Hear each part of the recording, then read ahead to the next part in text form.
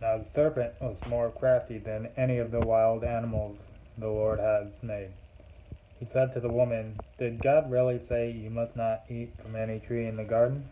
The woman said to the serpent, "We may eat fruit from the trees in the garden, but God did say you must not eat fruit from the tree that is in the middle of the garden, and you must not touch it, or you will die." "You will not certainly die," the serpent said to the woman, "for God knows that when you eat from it your eyes will be opened, and you will be like God, knowing good and evil."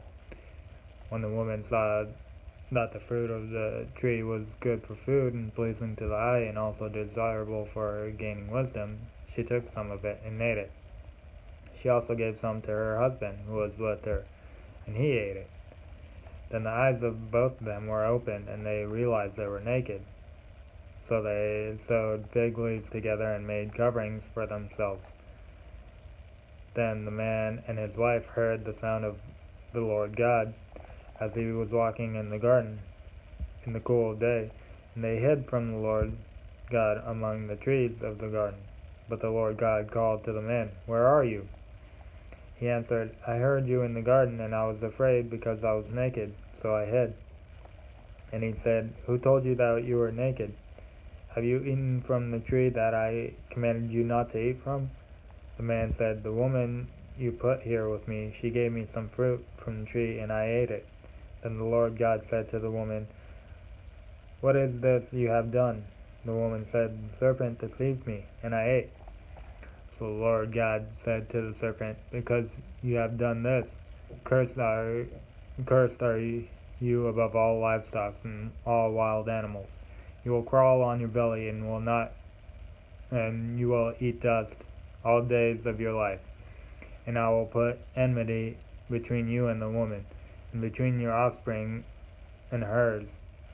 He will crush your head, and you will strike his heel." To the woman he said, "I will make your pains in childbearing very severe. With painful labor you will give birth to children. Your desire will be for your husband, and he will rule over you." To Adam he said, "Because you listened to your wife and ate the fruit from the tree about which I commanded you, you must not eat from. Cursed is the ground because of you. Through pain and painful toil you will eat food from it all days of your life. I will produce thorns and thistles for you, and you will eat the plants of the field. By the sweat of your brow you will eat your food until you return to the ground, since from it you were taken. From dust you are, and to dust you will return." Adam named his wife Eve, because she would become the mother of all things. The Lord God made garments of skin for Adam and his wife and clothed them. And the Lord God said, "The man has now become like one of us, knowing good and evil. He must not be allowed to reach out his hand and take also from the tree of life and eat, and live forever." So the Lord God banished him from the Garden of Eden to work the ground from which he had been taken. After he drove the man out, he placed on the east side